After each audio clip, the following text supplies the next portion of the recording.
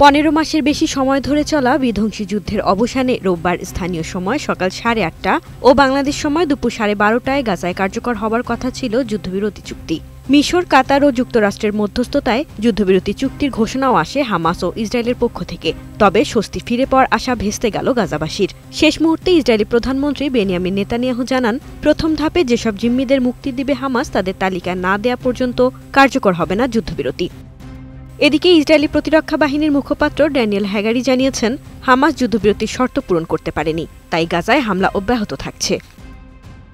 এদিকে গাজায় প্রবেশের জন্য সীমান্ত অঞ্চলগুলোতে ত্রাণ সহায়তা নিয়ে দাঁড়িয়ে আছে শত শত গাড়ি। যুদ্ধবিরতি কার্যকর হলে গাজায় শিশুদের জন্য খাদ্য, পানি এবং ঔষধ সরবরাহ শুরু করার কথা জানিয়েছে আন্তর্জাতিক সাহায্য সংস্থা সেভ দ্য চিলড্রেন। সংস্থাটি বলছে, গাজায় থাকা 1,10,00,000 শিশুর অধিকাংশই বর্তমানে জরুরি খাদ্যের অভাবে রয়েছে। জাতিসংঘের শিশু বিষয়ক সংস্থা ইউনিসেফের মুখপাত্র রোজালিয়া বোলেন জানিয়েছেন, গাজায় প্রবেশ করতে প্রস্তুত রয়েছে 1300 ত্রাণবাহী ট্রাক। এসব ত্রাণ পৌঁছানোর পর আরও 700 ট্রাক গাজায় প্রবেশের জন্য প্রস্তুতি নেওয়া হয়েছে। ইউনিসেফের পাশাপাশি অন্যান্য সংস্থাও সহায়তা প্রদান করছে। এদিকে যুদ্ধবিরতির জন্য নির্ধারিত সময়ের আগ মুহূর্তেও গাজায় নতুন করে হামলা চালিয়েছে দখলদার ইসরায়েলি বাহিনী। মধ্য গাজার নুসাইরাত শরণার্থী শিবিরে বেশ কিছু আবাসিক ভবন গুঁড়িয়ে দিয়েছে ইসরায়েলি সেনারা। এছাড়া উত্তর গাজায় বিমান হামলা এবং রাফা শহরে গোলাবর্ষণ করা হয়েছে। প্রিয়ন্তি ইসলাম, বৈশাখী সংবাদ।